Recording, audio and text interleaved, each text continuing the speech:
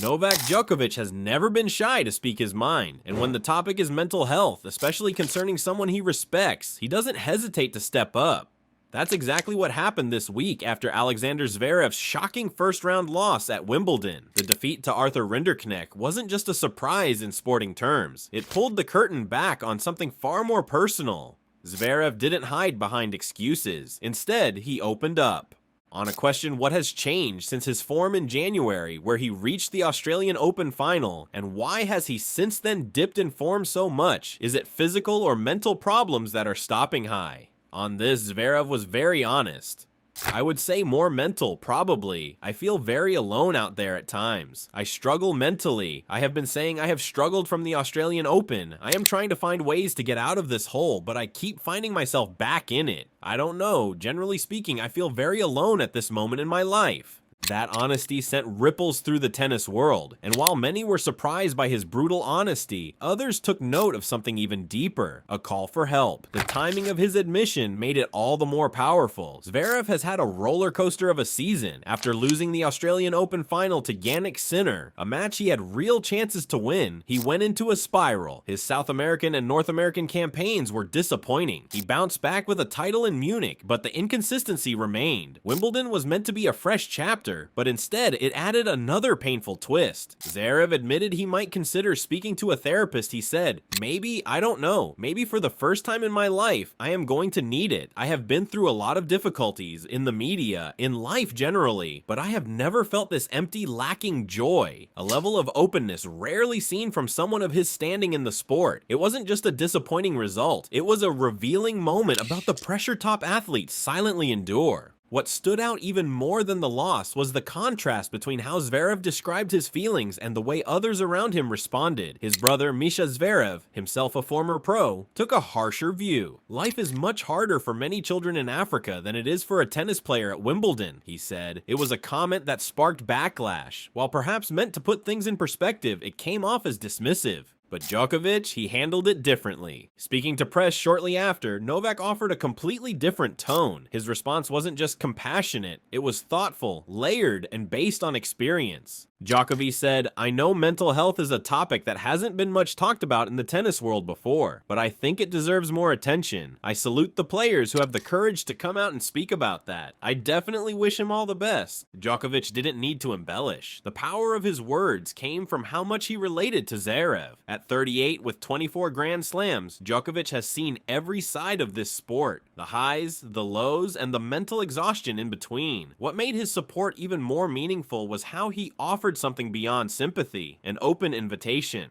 Sasha and I have a great relationship. I like him a lot as a person. We talk quite a bit actually about tennis and different topics in life as well. We had the chance after our training session here before Wimbledon about some technical stuff on the court. He was asking me and I was sharing with him. He knows he can always reach out to me. I understand exactly what he's going through because I've been through that many times where you feel empty or less joy or less happiness playing. If he needs me, I'm here.